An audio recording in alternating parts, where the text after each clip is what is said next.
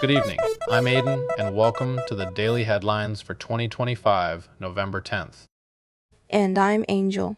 Today's top stories will take you from Capitol Hill to the streets of India. Let's start with CNN's breaking news. The network reports that President Trump is asking the Supreme Court to overturn a verdict that found him guilty of sexually abusing and defaming E. Jean Carroll. That's right, Aiden. This comes as Trump also floated a plan for $2,000 rebate checks. But what does this mean for Americans?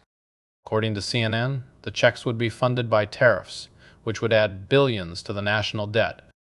Meanwhile, on Capitol Hill, Democrats and Republicans have reached a deal to end the government shutdown. As NBC News reports, this comes after weeks of negotiations. And speaking of politics, Fox News is leading with Zohran Mamdani's victory in the NYC mayoral election. He celebrated by calling out Trump during his acceptance speech. That's right, Aiden. And the Associated Press has a story on COP30, this year's United Nations climate talks.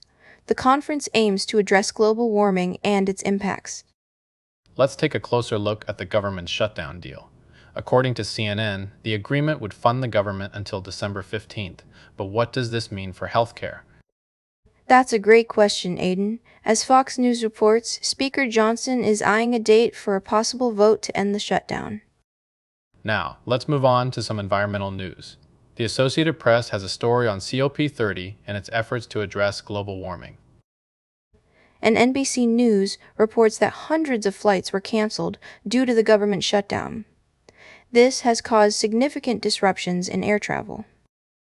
Aiden, I'm curious about Trump's Supreme Court appeal. What do you think this means for his legacy? Well, Angel, as CNN reports, this comes as a surprise to many. We'll have to wait and see how the court rules. Let's take a look at some election news. Fox News is leading with Zohran Mamdani's victory in the NYC mayoral election. And NBC News reports that Democrat Mikey Sherrill won the New Jersey governor's race. Aiden, I think we've covered a lot of ground today. What do you want to focus on for our final segment? I'd like to revisit some of the top stories and give viewers a chance to catch up.